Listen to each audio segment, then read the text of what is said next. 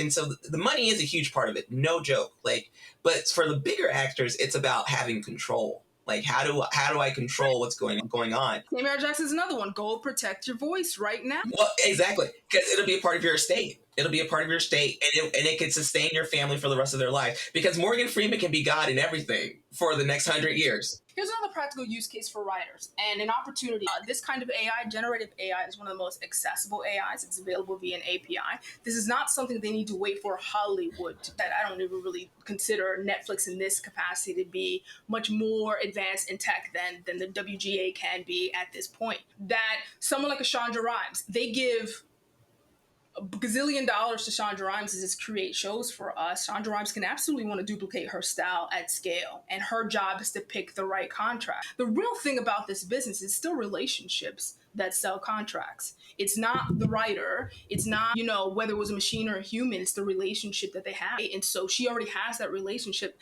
Shonda Rhimes doesn't have to wait for Netflix to duplicate all her scripts.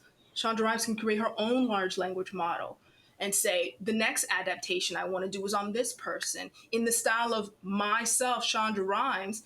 Give me a first draft. And the other ways you're going to see this improve that process is, hey, this is a period piece, Bridgerton. Create the treatment for what this room would look like for the storyboarding. And so you're just going to see this kind of workflow improvement happen a lot. And I think that if you're a creator who's not working in Hollywood, that this is your opportunity to leverage that for yourself. It's this accessible. The other thing I think is that this is probably the opportunity for there to be a new class of creators. Like we had what Issa Rae was when she was no one and used YouTube as a platform to become someone in Hollywood. They now have an opportunity to say, well, we really need Hollywood to create this contact and go back to a self-serve platform like YouTube and do their thing there. If you really want this revenue share model, YouTube already offers that. So, by the way, on a completely different level, we didn't even get into YouTube and how YouTube is as much of a threat as AI is. Actors, For sure. It's a huge thing that they. Well, Why do you because, say that? first of all, if I really want to go see my favorite scene from a movie, I could probably just go to YouTube and find it and watch it real quick, if I'm honest, right? And also, if there's some impersonators who do my favorite scene in a movie better than the person who did it originally, like I love how they do it, and so I go watch it there.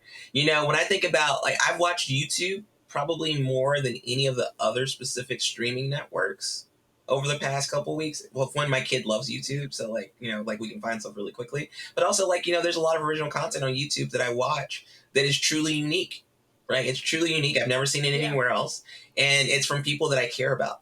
And so, I'm much more engaged with it than I am. When we try to go to Max and Paramount and Netflix and all those other ones, it's really hard. There's so much out there. It gets very overwhelming. And I go to YouTube, which has a much better algorithm than virtually everyone.